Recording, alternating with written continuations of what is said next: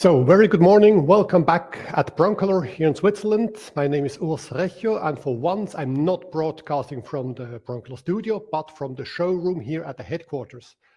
The studio is actually just next door, but there I have a lot of setups, so that's why we broadcast from here. Today's webinar is a so-called product insight. What will I talk about? It's the Move Pack, the Move 1200L Power Pack. The webinar today has three parts. I will first talk about the battery because it's a battery operated power pack.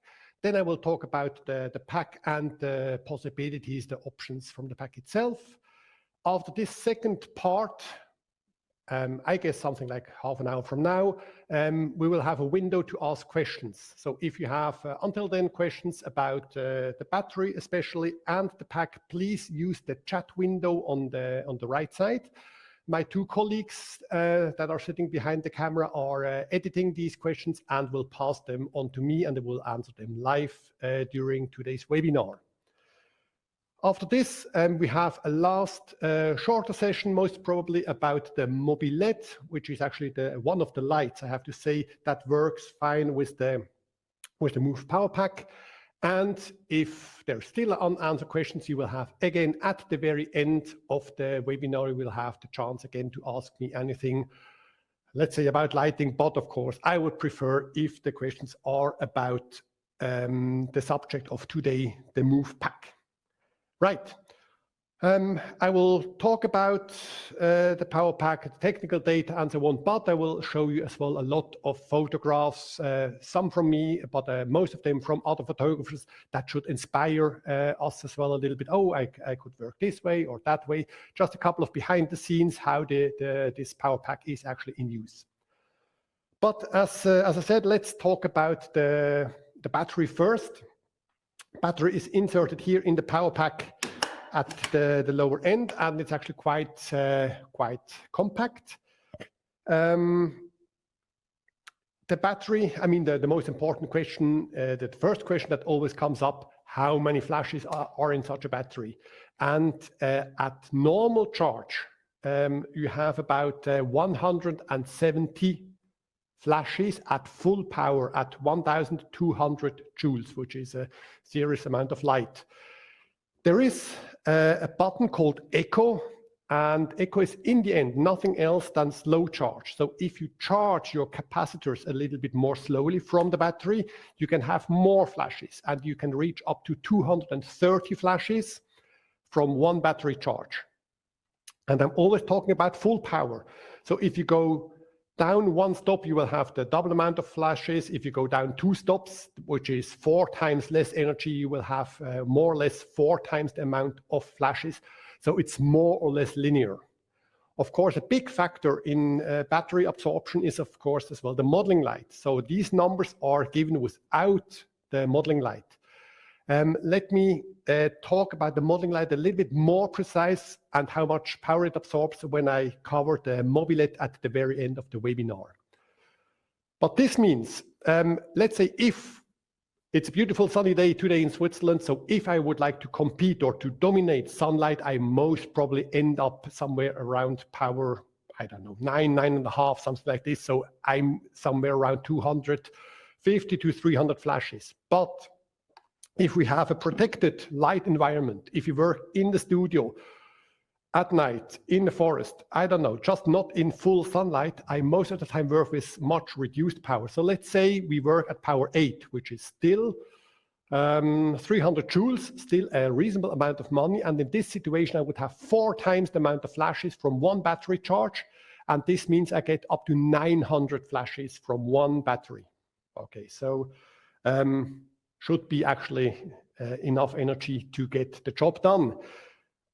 Just looking ahead a little bit, I will, at the very end, I will tell you as well that there's a promotion right now about the packs. So the Outdoor Kit 2 comes with a special promotion. And one of the good things about the promotion is that you get a second battery. I will talk about the percentage, so the price discount later on, but you get a second battery for free with this promotion. So in the end, on power 8, on this 300 joules shooting, we have close to 2,000 flashes from the two batteries, which is, in my eyes, plenty for the day. Right. The battery recycles the pack. Again, I'm talking about full power in 1.9 seconds, not in slow charge, and so not in this eco mode, but on fast charge. So if it has to go fast, even on full power, you have a flash every with less than 2 seconds interval in between the flashes. And this is not 100% linear, so half the power. You cannot expect exactly half the charging time. It's just a little bit longer. But let's say if we work at 9, we are already below 1 second, and so on it goes. But it's not linear to almost infinitively short time, because there are some things like pause time. We have to wait until we can recycle the power, the capacitors, and so on. But still more or less linear. Half power, half the size, half the time, and half power, double the amount of flashes. A very nice thing about the battery is as well, you know that it's always a big subject how to store the batteries. And the Move batteries, they have a integrated switch. And this means that after 1 day, it's not in use, the battery disconnects internally the battery cells from the electronics, which means if you don't need it for a couple of weeks or even months, you can just leave the battery where it is. Don't put it on an iron shell or on a conductive surface. Put it on a wooden frame or on a carpet, something where the current cannot go through, because there are always some leak currents. But if you store it reasonable, you can leave it alone for about half a year. After half a year, anyway, just recharge it again to 100%. And then your battery will last quite a long time.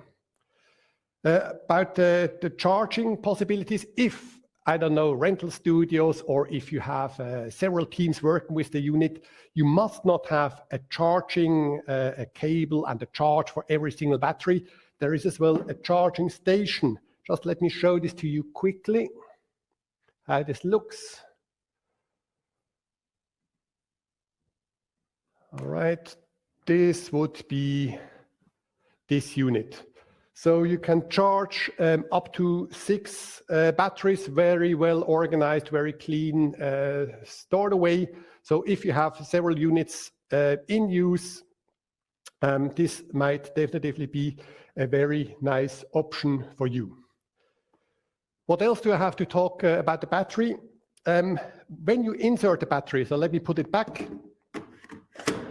The charging in is actually still accessible, which means you can charge the battery at the same time when you use it. So let's say you have a shooting, you start in the studio, but you know that later on you want to go outside and finish the shooting, outside where you actually need the battery. So you can keep the battery connected to the charger and shoot at the same time from the pack. But if you do this, I would recommend that you always do this with the same battery. Why? The battery doesn't really like it. Okay, so if you want to, in a way, waste one battery, so just mark one battery with studio and outdoor, and the other batteries are strictly outdoor use, which means you never charge them while you use them. Okay, but it is possible. But I mean, just the lifespan of the battery will not be as long as with all the other ones that are strictly going for a charge, discharge, charge, discharge. So if you use it connected to the mains, it's that battery is just getting a little hot from the charging and the discharging at the same time. So don't do it with all the batteries. Right. Another thing is very cold environment. As soon as the batteries are in use, just the normal discharging work they do, or charging the capacitors, this is heating up the batteries already just above 0. I don't know exactly where the border is. It doesn't let the battery freeze completely. So make sure that when you insert the batteries, that they have a certain acceptable temperature. I would say anything above 0 is absolutely acceptable. Can be very hard sometimes, because if you take them out of a car and I don't know, you're shooting outside, minus 10 degrees, the batteries has maybe minus 5 degrees. So it's actually a very good idea to just keep it close to your body, or a better idea, keep it close to your assistant's body. just that the battery are above zero when you insert them. As soon as they're inside, the normal recycling time actually keeps the battery on a normal temperature, that they work fine. We had a couple of years ago, we had a very nice shooting where we actually tested this very low temperature performance of the battery with a photographer called Ray Dembski, and there I would like to show you a couple of behind the scenes and the final results as well. So that's where we have been before, and this is actually Mr. Dembski, the one on the right side with the green jacket, redhead. And this shows you as well a little bit the size of the unit, how compact this move pack is. So it's really, first of all, it's not a lot of weight and it's not a lot of volume you get for these 1,200 joules. Of course, if you want the 1,200 joules to be effective, a strong light shaper is essential.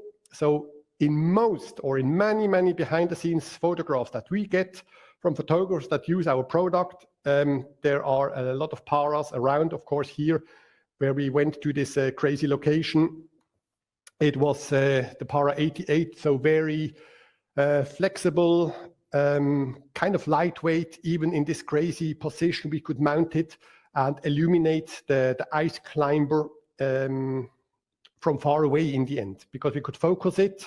And so the light is really focused on the athlete, so it was close to the power. It was not overexposed like crazy, and we had plenty of light to reach the athlete that was far away. And these are two of these fantastic final results by Ray Dembski. Right. Okay, I think that's what I have to say about the battery. Let's talk about the pack itself. Later on, we will have a look at the front panel, at the menu, the LCD menu. So I will put it here below this camera. We will have a close-up, but I would like to show you one picture first. And this picture illustrates a little bit what you can do with these 1,200 joules, because 1,200 joules from such a compact pack, that's really a lot of light. And we used this high power outlet a couple of months ago, maybe. Now, yes, here it is. Okay, so we illuminated here this water tower just in the neighborhood here of the headquarters. Of course, not during full daylight, but a little later when the sun was already down.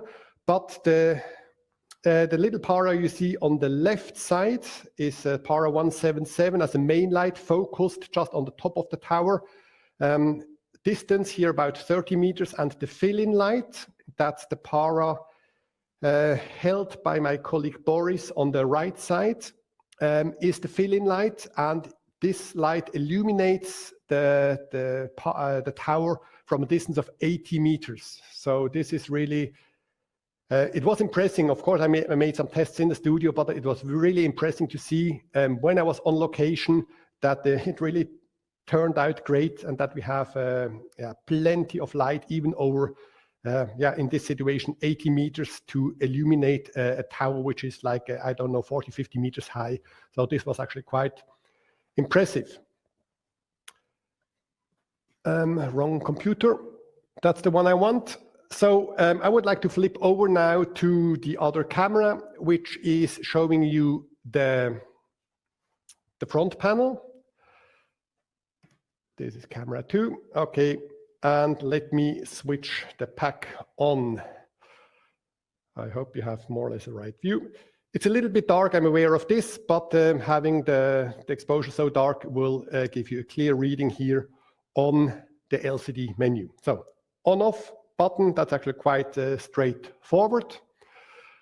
What you see, as a most basic thing, like with all broncolor units, we can go up with 1/10 of an f-stop, or if I stay on the button for a long time, it just makes full f-stop jumps.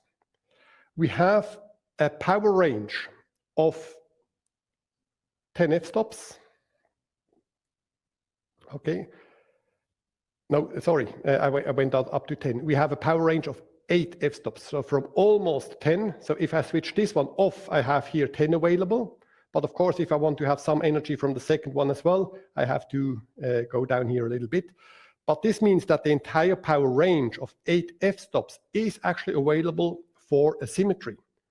So let's say I can have an indirect light that absorbs a lot of power with 9.9, which is, I don't know, very close to 1,200 joules. And I have maybe a fill-in light with a ring flash or with a normal reflector that has to be at very, very low settings. So the entire power range is available through the 2 outlets here on this side. So I'm absolutely free adjusting my lights. Let's go here to a little bit less asymmetry. All right, so let's say if this asymmetry of, let's put this here on 1.5 f-stops in between, if this looks exactly great from the contrast, but the entire picture is just a little bit too dark, I can use the master switch here in between the two and go up and down. The ratio between the light remains exactly at 1.5 f-stops, but the entire set gets darker or brighter. Okay, very convenient. You have seen in the picture before, and here now as well, there is a button in between called speed. Now, what does this speed button do? Let's talk about the negative part first. When I am here on very high power setting, let's say on 9.3, and I press the speed button, it goes down to 9. So with speed on, the max power is 600 joules. But these 600 joules, they are provided by the pack differently with a higher voltage, and we never empty the capacitors completely. And this has two very nice effects. So the capacitors, the first 600 joules are always inside the capacitors, and we only play with the upper 600 joules. So yes, you do not have the entire power available, but the second 600 joules above of the first 600, I hope you can follow me, they are, first of all, they are recycled faster because it's kind of annoying, or it takes a lot of time to charge capacitors when they are empty, but it's very fast to charge the capacitors the last little bit. So we can recycle much faster, and as we are working with a higher voltage, we can empty them as well faster. So speed has 2 effects regarding speed. The power pack recycles faster, and the flash duration is shorter. And yeah, it's up to you to decide if you need the full power and just everything a little bit more slowly, or let's say I need less power and maybe we have fast moving objects or models, we want to freeze it and we want to shoot fast. So you just press the speed button, and then a little bit less power available, but everything happens much faster. Right, going back to the power pack, on the right side, I hope you can see this. Yes, it doesn't look too bad. When I press the speed button, you see that it actually has an influence here on the flash duration. Yeah? So it actually makes the flash duration shorter. Okay, but let's finish the left side first. Synchronization can be with the cell. So obviously with other flashes, it's synchronized with other flashes. RFS, I will talk about RFS later on when we talk about HS. It's compatible with RFS 2, 2.1, 2.2, and always connected. Of course, here is as well the in for the synchronization cable. The sync cable is part of the scope of delivery. I always have the sync cable with me. Of course, I take the radio triggers with me as well, but they can fall. The assistant can forget the extra battery. I don't know what. The sync cable is just life insurance. I always have a sync cable with me, and the sync cable is as well integrated in the scope of delivery. Right, so we choose everything synchronized, cell or radio and radio, nothing, just the cable, only cell, only radio, and everything at the same time again. Modeling light on and off, very clear. And the echo charge. Echo charge, as I said, is in the end, technically spoken, it's nothing else than a slow charge. So it charges the capacitors more slowly. And yeah, you have to wait maybe a quarter of a second longer, but you have many more flashes from every single battery. Right. Additional settings here in the menu on the other side. Now my camera here fell asleep. Yep, now I woke it up again. Right, okay. So on the right side, you see the status of the battery. So it's almost completely full. Let me put it down anyway. Okay, good. I zoom in a little bit. All right. My colleagues, you tell me when I'm out of focus, but I think I'm fine like that. All right, good. So what else do I have available here in the menu? I press the button for this. Modeling light, 10 seconds. Why? I can choose, if I press here, I can choose between 10 seconds, 30 seconds, 60 seconds, or continuous. I have it all the time on 10 seconds. Why? Let me do some physics at that moment. The LED in the Mobilit has 30 watts. Actually, there's a little bit more light coming out, but it consumes 30 watts. If we have two lights connected, we have 60 watts. If we leave these 60 watts up on during 10 seconds, we have 10 times 60 watts. This means 600 watt seconds. And 600 watt seconds, that's 600 joules. So that's one flash on power 9. So 10 seconds of modeling light costs you one flash on power 9. This means 20 seconds costs you one full power flash. So again, sunny day outside, I go outside, I forget kind of my modeling lights because there's a softbox on or they are not pointing towards me. I don't see if these modeling lights are on. So there is a safety switch that after this time that I choose, after 10, 20 seconds, 1 minute, the modeling lights automatically switches off until I press the button again, because you would like to see if you have a reflections or whatever. So this is just a safety that the modeling light is switched off when you don't use it. That we just want to make sure that you always have enough flash energy available. Right. So what's next? Going back in the menu sequence, I guess if you're a broncolor user, you already know what this means. I can pre-program a certain amount of flashes.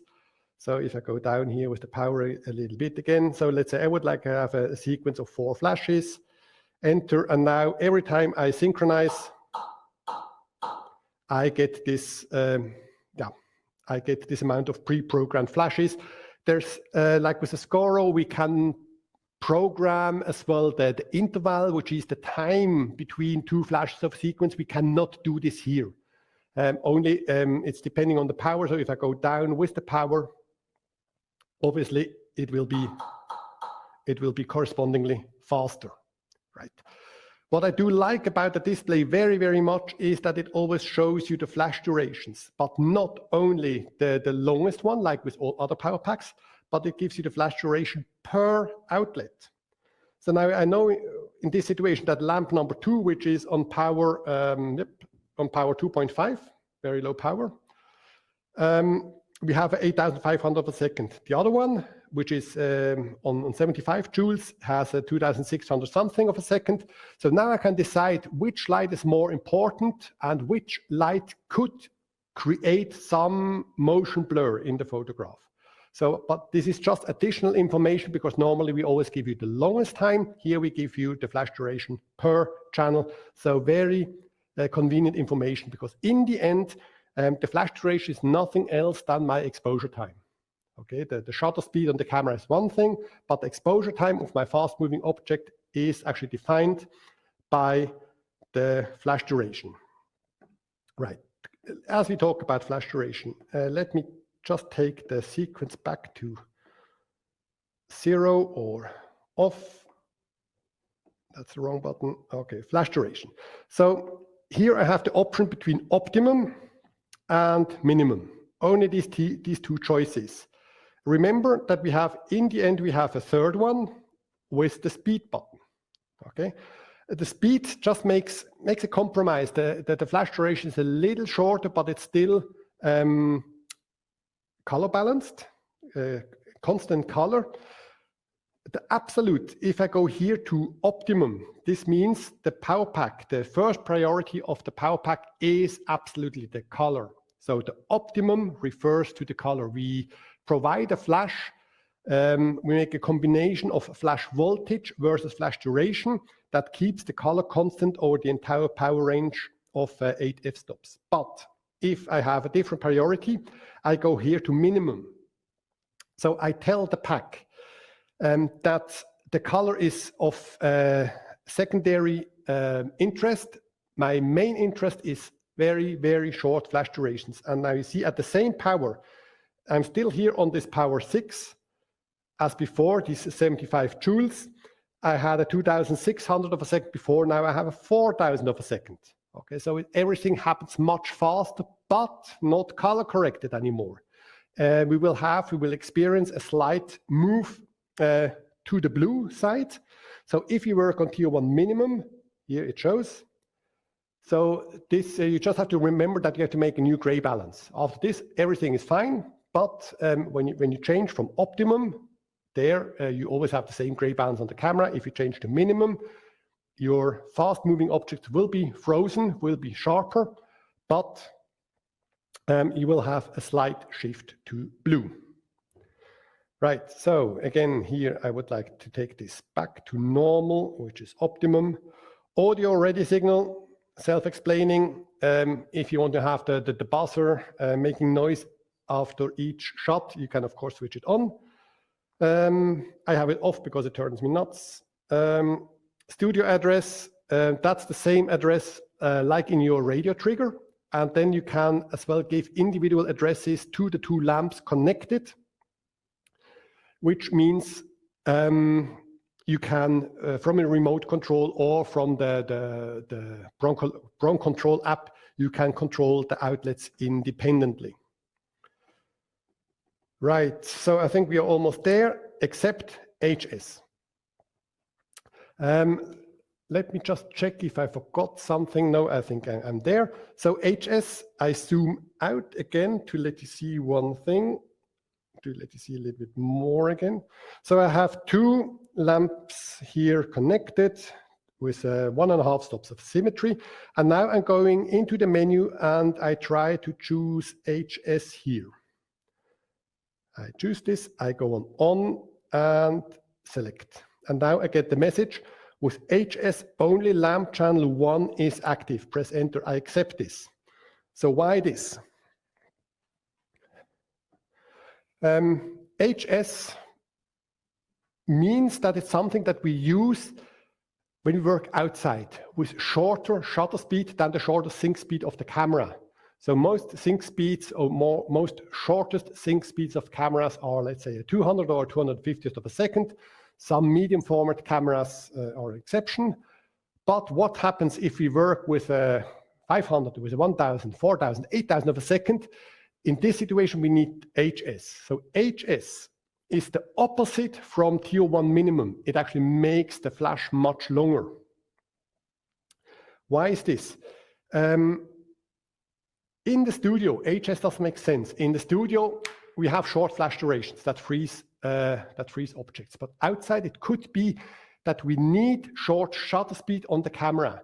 And now, if we have a curtain shutter with a long exposure time, the first shutter opens, bam, flash, second shutter closes, easy.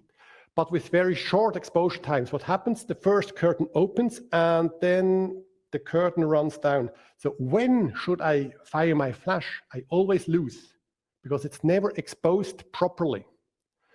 So HS solves this problem by, number 1, firing the flash before we even start opening the first curtain, which means the flash starts, then we start exposing, and then the curtain runs down. Now this movement of the curtain running down in front of my sensor still lasts longer than this 8,000 of a second or 4,000 of a second. This still lasts about a 200th of a second. So we have to extend the flash duration that we have something like continuous flash. I know, silly word, but it describes the best or what we actually need. We need like continuous light, but we don't have continuous light, so we use continuous flash. So we extend the flash duration. And that's the reason why we can use only one capacitor. Only one outlet. Okay, because if you have two outlets, we empty the capacitors too fast, so the flash duration cannot be prolonged enough. But if you have only one outlet, the flash duration becomes much longer, and this allows us to expose the entire file more or less evenly. It's the same story like if you after bathtub, after bathing in a bathtub, if you open just one plug, it takes maybe 5 minutes until the water is out. But if you can open two plugs, if you have two outlets for the water of your bath, the water is out much faster. And the same happens here. If I connect two lamps, it's faster. It's faster empty. And for HS, for short sync speeds on the camera, it would be too fast. So that's why HS is limited to one outlet only. Right. Yes, all this comes with, I think that's it. I remember now. For HS, you need the RFS 2.2 trigger. So you can trigger the power pack with the very small matchbox sized trigger RFS 2.1. But if you want to experiment with HS, you need the RFS 2.2, and then it's camera specific. So it's a 2.2C for Canon, N, Nikon, S, Sony, F, Fuji. These are the four we have. And so that's the other limitation. So sync cord, for example, would not work. You really need RFS 2.2 for this. Right. Okay. So all this power, all this short flash duration, short recycling time, and so on, come in a small compact pack with 6 kilograms only. That's why it's used a lot as well for moving sets, for very fast work. Let's say the power pack and as well the light shapers are sometimes just carried around if you have moving sets and so on. And just that you see something more interesting than me all the time, I would like to show you a few more photographs right now and behind the scenes. So first of all, let's finish the technical talk about the HS. So this is the setup from a HS shooting I did with a Swiss athlete. So the problem is the sun, indicated here on the right side. Because the sun illuminates, it was very strong sunlight, so it illuminates the entire set. So if I work with a shutter speed of, let's say, a 200th of a second, only the parts of the athlete that are in the shadow are sharp because they are not reached by sunlight. But of course, everything else that's reached by the sun would be out of focus. And for this, I have to zoom in here a little bit. So that's what I mentioned. Everything here, the sun is in the back, so this is the sunlight, and everything here that's not reached by the sunlight actually appears sharp because I have a short flash duration. But if you go further back, let's say the entire t-shirt on his back, the upper leg here very dominantly on the left foot, it's kind of not satisfying. Even when I have a super short flash duration, it's not satisfying the sharpness I get here. And this is just short flash duration, but the shutter speed on the camera is too long. And that's the reason why I go for HS. So first of all, I can work with a more open aperture compared to here, where it's the background is unreal sharp. I can have the background somewhat more natural out of focus. And now if we zoom in here again on this critical part of the body, and now it's razor sharp. Because in this situation, the sharpness comes from a short shutter speed and not from a short flash duration. Right. Okay, but once again, HS is only an outdoor thing. So HS in the studio doesn't really make sense. So which one did I want to show now? Here. Okay, oops, a little small. So this is from one of our, Gen Next photographers from Finland. Very nice work he does. So that's behind the scenes. What you see here is the move a little bit on the salt water underground. This makes me a little nervous when I see this, but obviously it worked out quite nicely. The move comes, or the packs come with such a protection bag as well. You can insert and change the battery through here, a little opening here for ventilation that is not overheating. You can kind of have the outlets. The outlets come here, so it's kind of protected. But personally, I wouldn't really put it in the water. I would put something below. But as well, all the capacitors, all the critical components are lifted up a little bit inside the pack. Nevertheless, to put the pack here on this wet salt water underground, don't know. Anyway, the result is outstanding. Amazing work he does.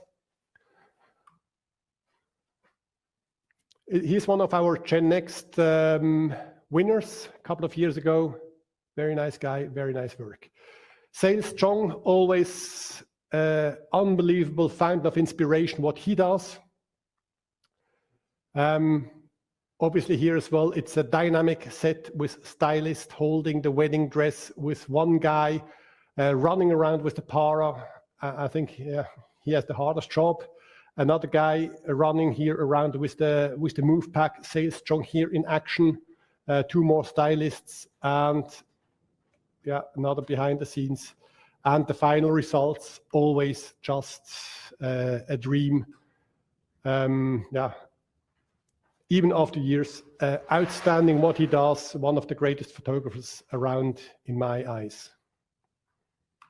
Definitely worth Googling him and following him, his work. Right. Okay, so this just illustrates a little bit the portability and the lightweight of the system. You can carry it around, and you really carry around a lot of light, especially in combination with strong light shapers. Right, okay, so this was the second part. This was probably the most technical part with all the flash duration stuff. So that's why I would like to, answer a couple of questions if there are. Yes, I can. Let me filter the questions. Okay, there's a question coming from Nelly. Hello, how much time does it take to charge a battery?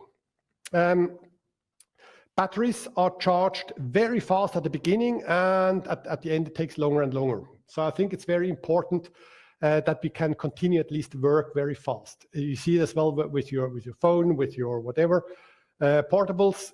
If you plug them to the connector, the first couple of percentages are recharged very, very fast, and until they're really on 100%, it takes a little longer. And here's exactly the same thing.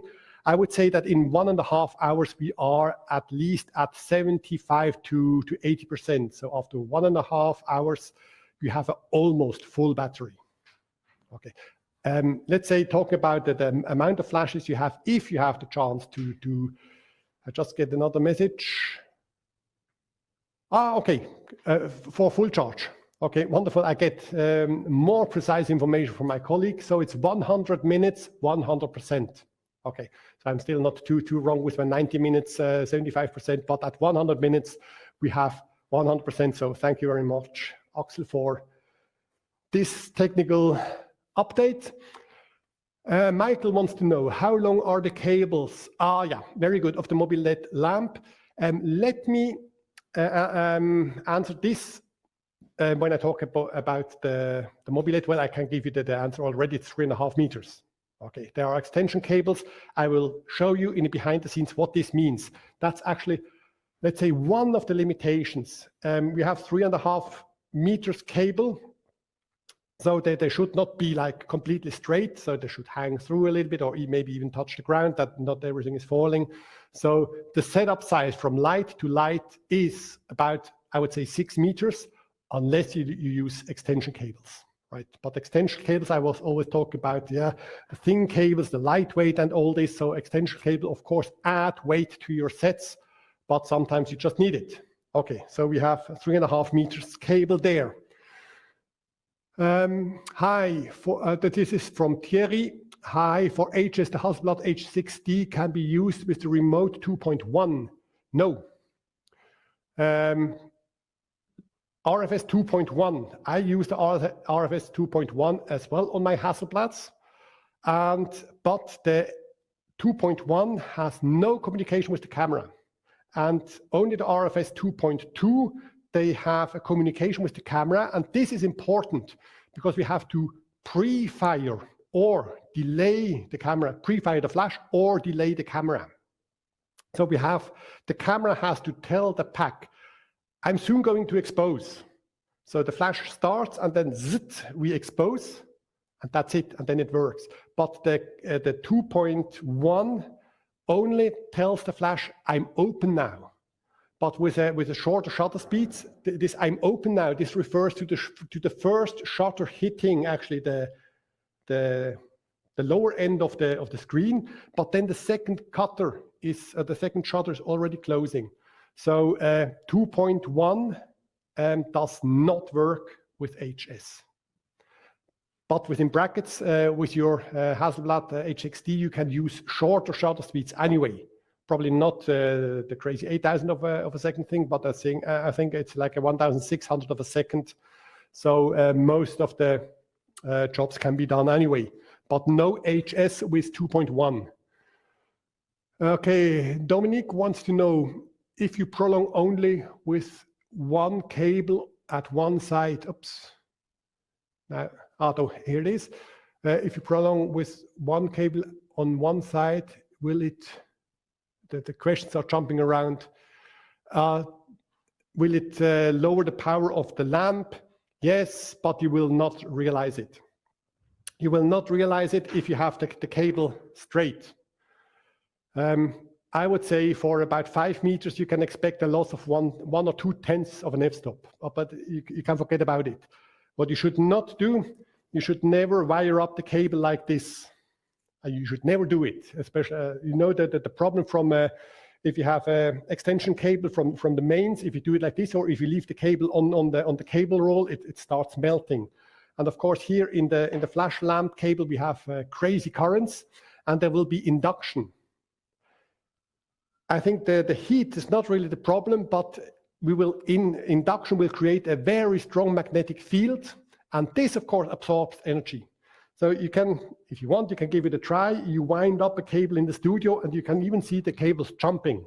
Okay, don't do it too many times, but if you're interested in physics, you can give it a try once or twice.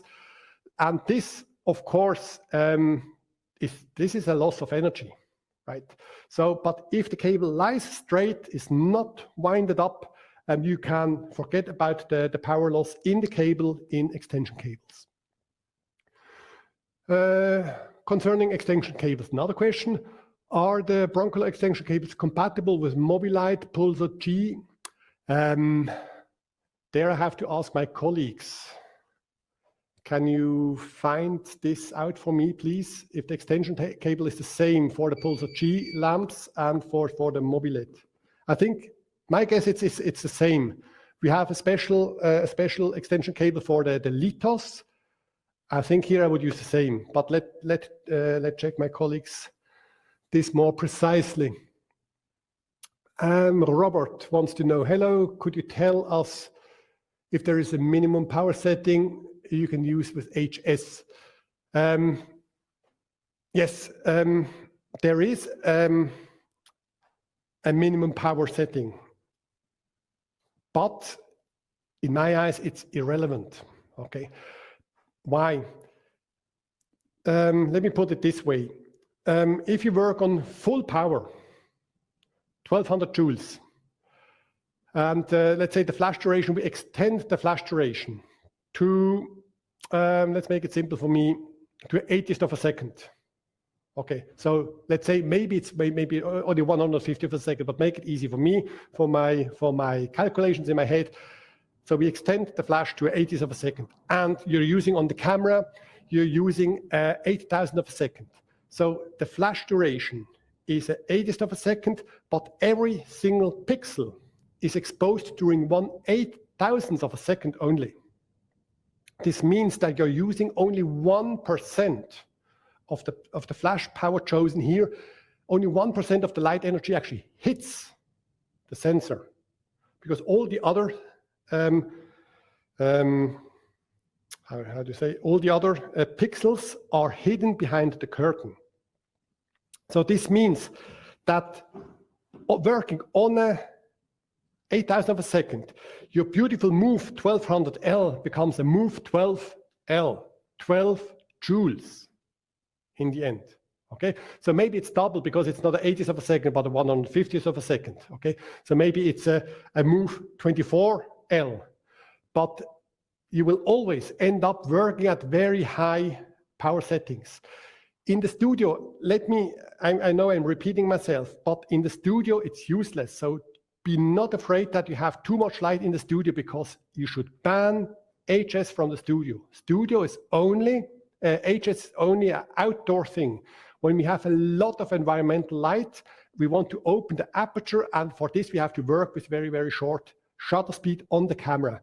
In this situation, I need HS, but when there's a lot of light around, I always end up working at power 8, 9, or 10. So it's never an issue to have too much light. All right, good. Okay, has the move pack changed since the first it came out? Yes, HS was integrated. Besides this, not. Right, okay. So this was the question from Robert. Yes. Okay, we still have this question open. Okay, how do you appeal the benefit of the move compared to zeros? Interesting question. We have online a webinar from the last season where I talk, I think it's called like Make an Educated Choice. And this webinar is 45 minutes, me blah, blah, about power pack or zeros, power pack or compact units. I mean, when I look around here, I don't really want to, it's already messed up enough. I see over there a ring flash. I see over there a light stick, strip light, box light. I see over there a pico light. With zeros, forget it. Okay, so advantages of the move pack. First of all, we have not, the strongest zeros from battery is a 1200 joules. Here we have it's 800 joules, sorry. Zeros is 800 joules, here we have 1200 joules. Now you can say, yeah, but if I attach two lamps, it's 600 each. That's right. But if you really want to have the max power from one outlet, like when I was shooting this water tower, the pictures I showed you a couple of times ago, you really want to have the 1200 joules from one light. So this is one limitation. You have half a stop more from this power pack. And you have the possibility to use effect lamps like ring flash. I mean, ring flash is very interesting because I mean, it's most of the time or very often used in the fashion photography. Fashion photography, ring flash sounds good to me. So all the special lamp heads, strip light, light stick, box light, ring flash, pico lights even, they need a power pack, right? So this is one of the big advantages for this one.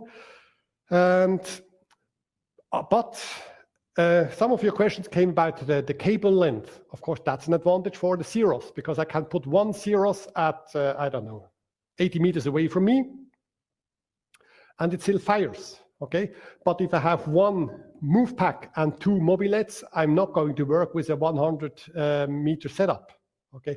So the size of the setup is definitively, if you work with big sizes, architecture, photography, large interiors, large sets outside, and so on, this is definitely an advantage for the zeros because you can put them far away and they still fire. They don't need a cable. They don't have to be connected to your main power pack.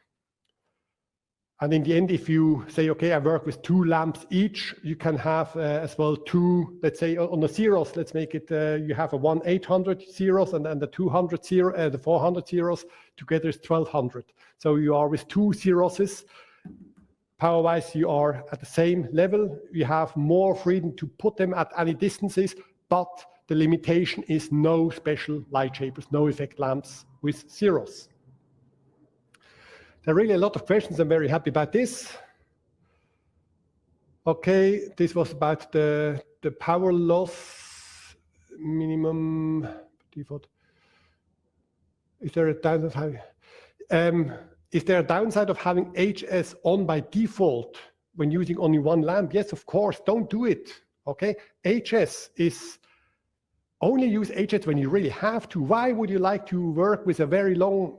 I'm really talking about very, very long flash duration. Okay, why would you do this? Okay, in this situation, you will definitely get some motion blur unless you work with a short shutter speed. But then, what I explained before, there's a lot of power left. The illumination is not as even as when you work with a normal shutter speed and a normal flash in the studio. So yes, don't use it. Yeah, HS is really just an outdoor thing when you have to deal with a lot of environmental light. You want, for creative decisions, you want to open the aperture.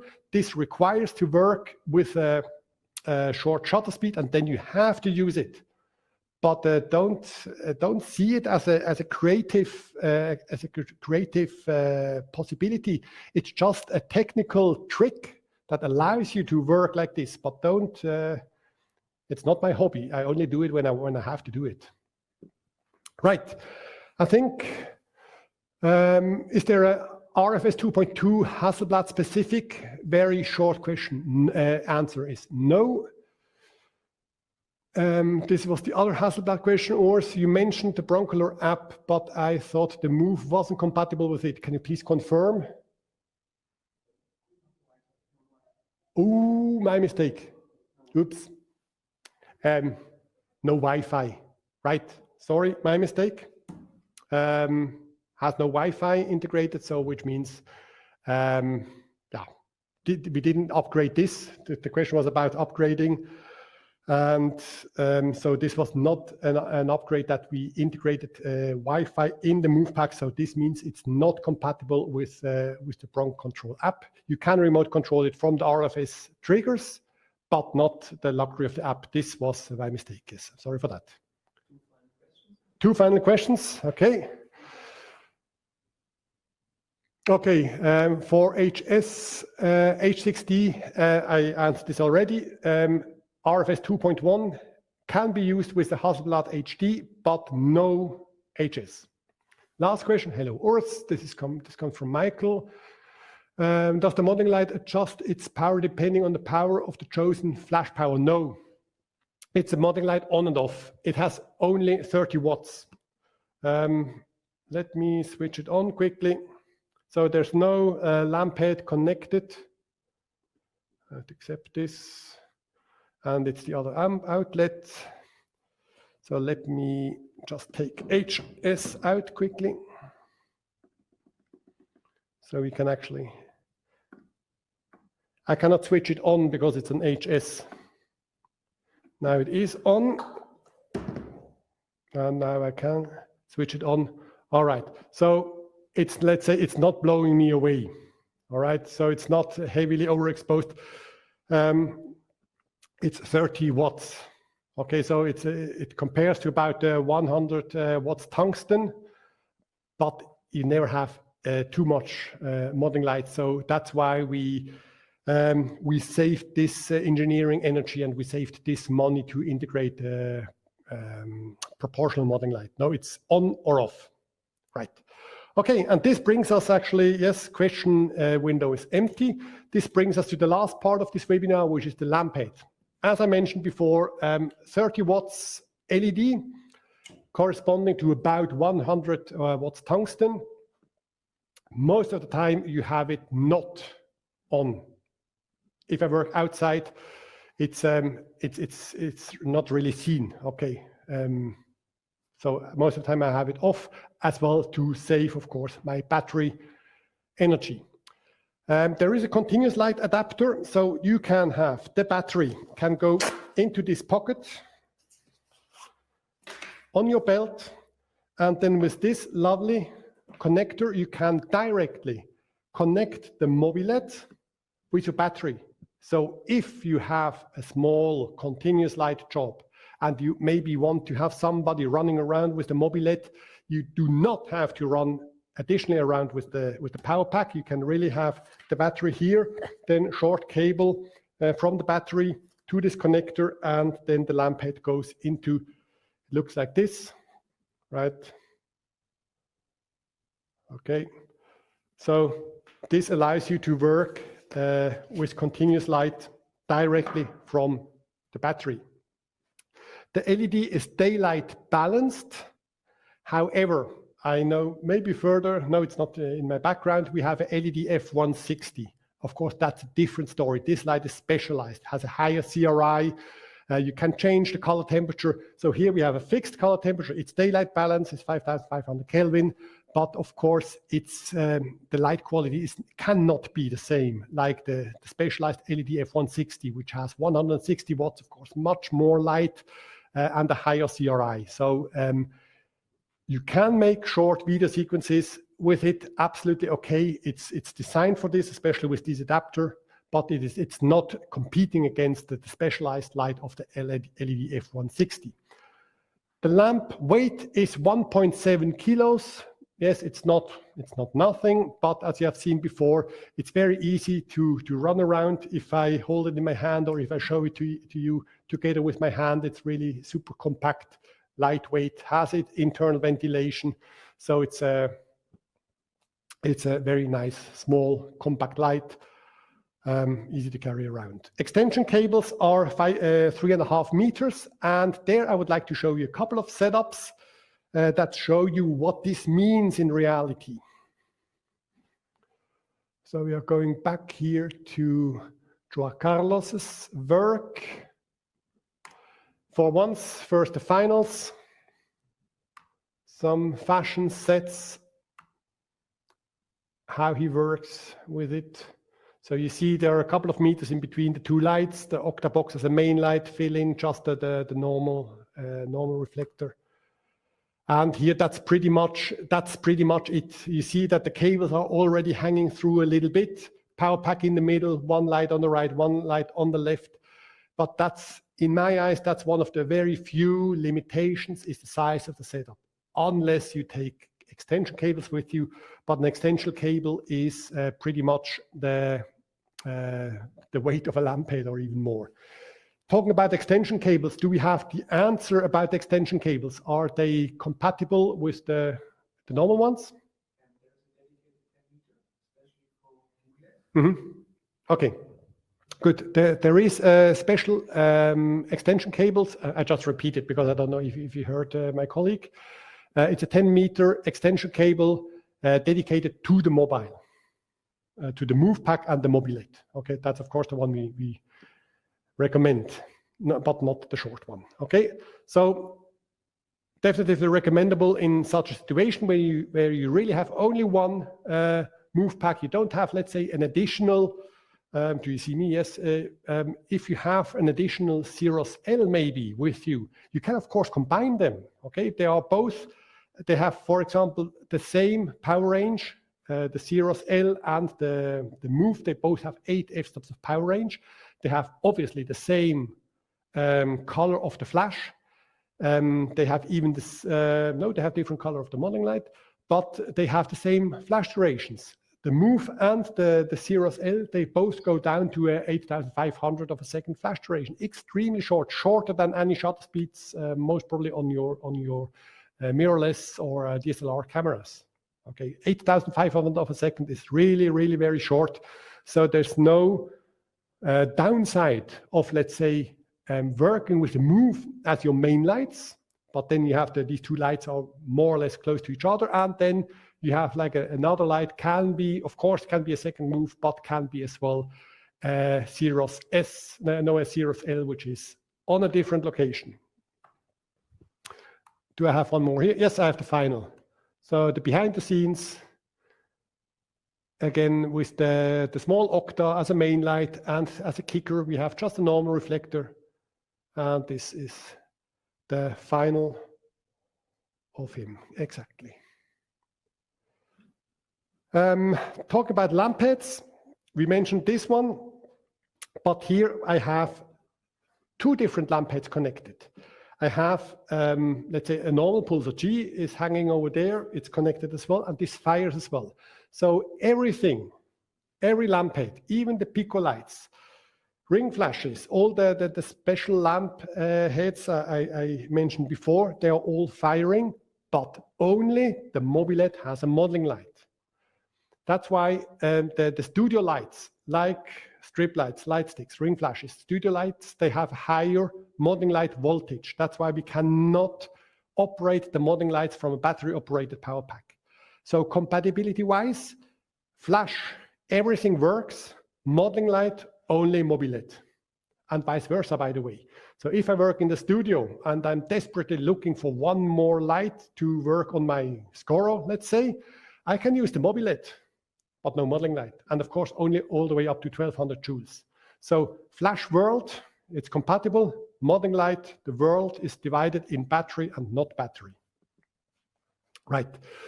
Good. A few more behind the scenes to more or less round it up. So if you have still some questions, it's very soon the moment, the last chance to ask them. Nothing special to say. It's just one very colleague here from Basel making exciting work, and he loves the move from the very beginning on, still has it in use. The guy is called Tim Lüdi. He shoots the Swiss Rockstar 7. Both worth Googling. Go for 7 in Spotify, go for Tim Lüdi in Google. Right, that's Tim. Here he wrote that, he was very limited space-wise, no cables were allowed, so he was unable to work with normal power packs to shoot Porter of this driver. So behind the scenes, final result, behind the scenes, and the final again. So this is Tim's work. Tim Lüdi, he's called, if you would like to see more of his work. Right. We have one final question. Does the broncolor range have a universal power display? Does the broncolor range have a power display? For instance, okay, now I get it. For instance, if the power setting is 6.1 on the move pack, no. Right now, you can't, you have to calculate a little bit. So right now, all our units, regardless of the power, they have a max power on 10. So let's say a Zeros goes to 10, which means can be 400 joules, a Scoro 1200, a Scoro 3200 goes to 10. Okay, so if you have, let's say, 10 and 10 or 9 and 9, it can be completely different power outlets. So there's not like a bridge that you can say, okay, power 4 is always 100 joules. This is not the case with broncolor. All our units, regardless if they are continuous light or flashlight, battery or not battery, very strong or not so strong, they always go up to full power 10, and they're down. But you have to calculate. Most of the time it's plus minus 1, which I think is doable. Right. Okay, so this was the last question, which means that's pretty much it for now. I would like to thank you very much for your time, for listening to me talk about our products. And if you go for it, I hope you enjoy it. All the best. Thanks for your time. Ciao, ciao.